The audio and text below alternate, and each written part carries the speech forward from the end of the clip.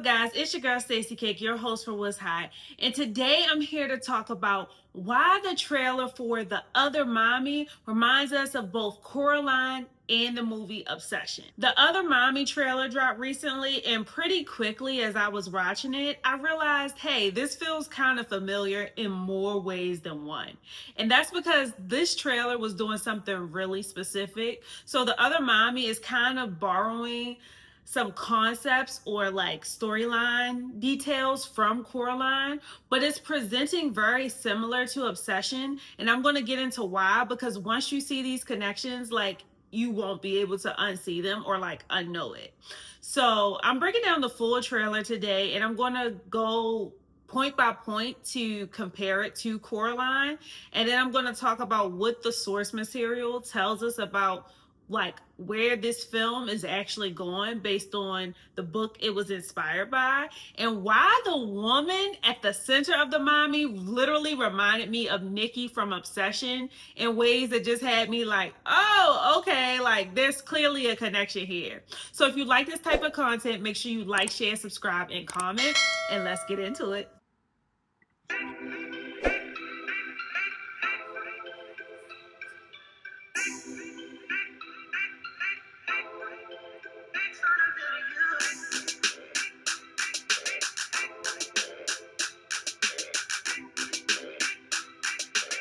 So next, let's get into some context. So The Other Mommy is hitting theaters on October 9th, 2026. That's this year, right before Halloween. I'm super excited. I love when horror films come out for Halloween. It's just like the perfect thing for me. But anyway, this is directed by Rob Savage, and he made The Host and The Boogeyman. I have seen neither of these films, adding that to my watch list. And this is produced by the astounding James Wan. Is coming through Blumhouse Atomic Monster. That is the production studio.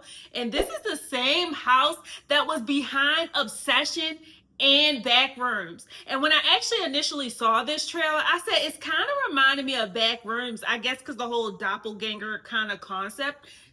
I'm gonna get into it, but when I found this out, I was like, oh, okay, like I definitely saw the connections here and why this studio would be interested in this.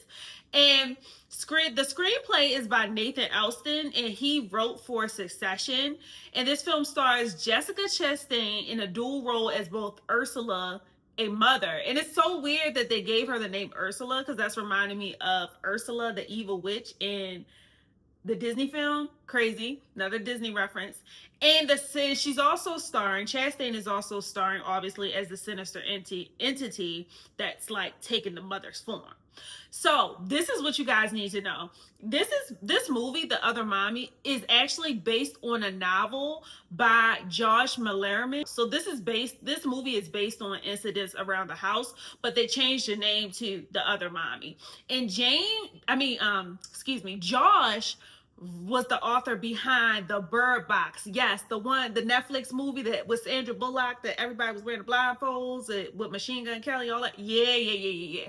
So the guy who wrote Incidents Around the House also wrote Bird Box. And both of these books are being adapted into films. Yes. So this is important because it tells us a lot about what the film is kind of hiding underneath the trailer that we all got to see. So let's talk about the plot for The Other Mommy. This film follows Bella, an 8-year-old girl in a home already fractured by marital tension between her parents.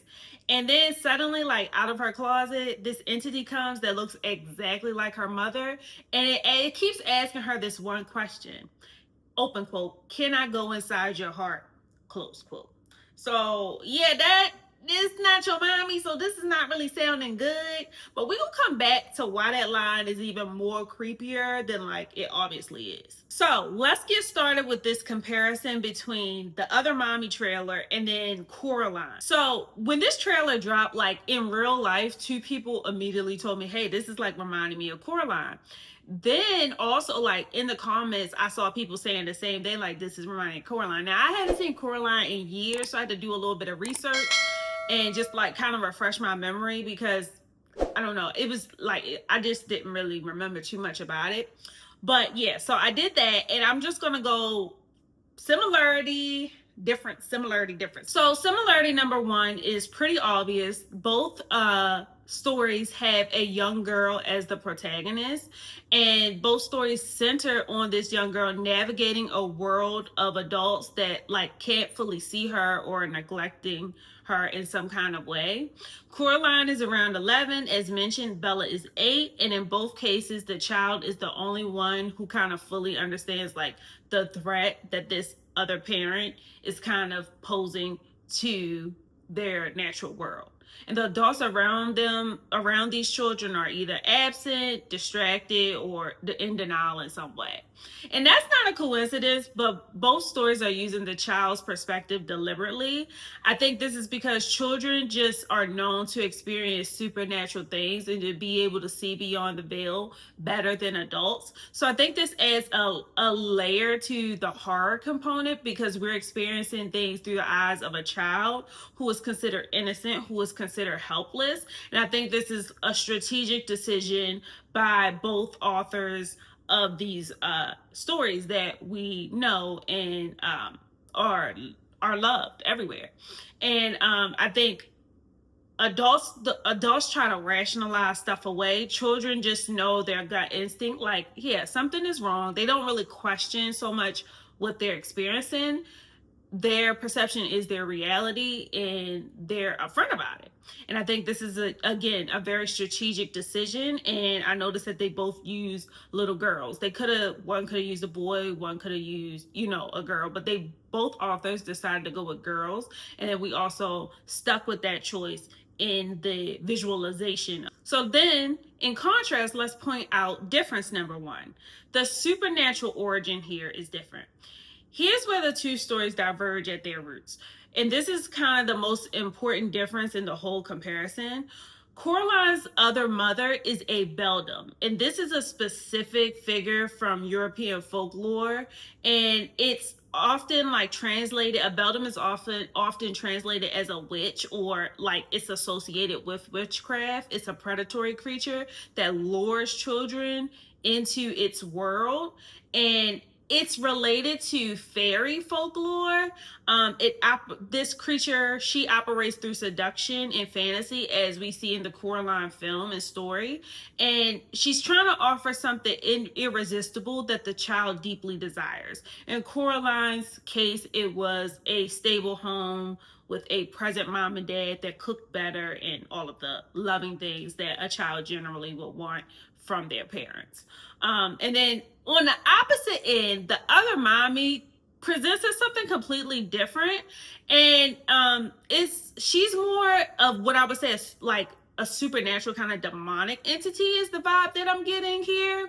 And the phrase that I mentioned earlier that she says in the trailer, or that she asks in the trailer, is, "Can I go in your heart?" And that presents like the need for permission. It's giving me more possession, whereas the entity in Coraline was more seduction. So it's different. It's a change in language and a change in need from the antagonist here, and essentially creating a completely different foundation for our antagonist and the lore behind each of these creatures. Also, something that points more demonic in the other mommy trailer is the way the other mommy is contorted under the kitchen table. Like, that was a great jump scare, by the way. Like, I thoroughly enjoyed that aspect of the trailer. And that definitely reads as more like a demonic kind of manifestation that we get to see in a lot of other films. One that immediately comes to mind is The Conjuring, The Devil Made Me Do It, where we got to see the little boy, when he was possessed, kind of contort his body. But I'm sure there are many other movies where we see this as well. I know in The Exorcist, that's a classic. We see the spinning of the head, and, the contortion of the body and stuff like that. So that's really rooted in possession and affiliated with demonic entities more than witchcraft and kind of this fairy adjacent stuff that is being talked about or that's being referenced in Coraline. Similarity number two, both entities are mimicking a maternal figure. So both the beldam and the other mommy take the form of the main character, the little girl's mother, or in Coraline's case, it's like a version of her mother. And both use that mimicry as the core of their threat. And I did look up what a mimic is.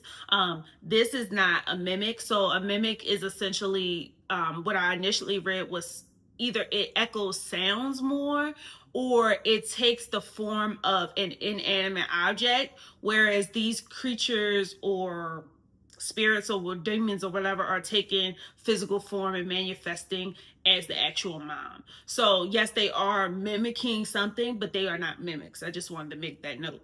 The reason this works psychologically is that it weaponizes the one relationship that a child is supposed to like be able to trust without a doubt, and that's the mother-child relationship, the mother-child dynamic. Your mom is supposed to be your refuge, a safe place in this world, and this is twisting that by it's like these little girls like don't have that, and it's making the thing that's supposed to be that the source of the terror. So it's like, where do they go from here?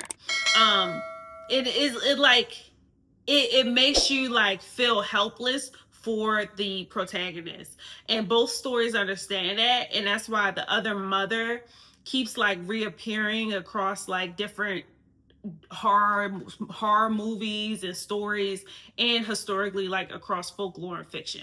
It's tapping into something that's uncomfortable for the average person. Okay, difference number 2. This is dealing with the method of horror here. So the way each entity uses the mimicry to kind of influence the child is completely different. And this kind of goes back to that foundation that I talked about earlier, where Coraline's antagonist is a beldam, whereas the other mommy is more like a demon or supernatural kind of entity. I think they're both supernatural, but just for differences sake, language sake, we can relate her more to a demon here. So the beldam in Coraline builds an entire fantasy world to seduce Coraline slowly, and she's giving her again the things that she wants in the real world to make her feel at home, but it's very clear she is not at home, and something is off, even like down to the buttons and the eyes is very telling. Like, this is not real. I think that's the biggest giveaway in Coraline, that this is not real. But then we go to the other mommy, and this entity isn't offering Bella anything. She's just asking to receive. But because Bella is unhappy in her current circumstances, she's tempted in a way that doesn't really require much from this entity. The entity is manifesting itself in her world, versus whereas in Coraline, it's bringing Coraline into its world. That's a very interesting distinction here. So, and I think actually it kind of gives Bella and her family the upper hand a little more, because they're in the real world. They should be the stronger soul, the stronger force, but that's to be seen. And I'm very interested in just seeing how it all plays out in general. But again, the other mommy is asking Bella, can I go inside your heart? She's not even building a trap. She's requesting entry. And that's something we see with vampires, specifically if you think about Sinners. That was a core aspect of the plot in Sinners, was the request to come inside and needing permission to enter. And that's something we see across supernatural stories, across supernatural literature and history. Like, a lot of different entities need permission. And I think that makes a core difference in the level of horror that we also experience here, because Coraline was made specifically like for children. It was a children's horror film. This is not a children's horror film. The book that this was written about, actually, like, down the grapevine, I heard that like somebody said reminded them more of The Exorcist. Like, they went in expecting Coraline when they read Incidents Around the House, which the other mommy is based on that book. Just to keep y'all up to speed, the other mommy is, this movie is based on the book Incidents Around the House. So that book, people said they went in kind of expecting Coraline because of this the obvious similarities here, but they came out like it was way more sinister than they expected and aligned more with The Exorcist per se.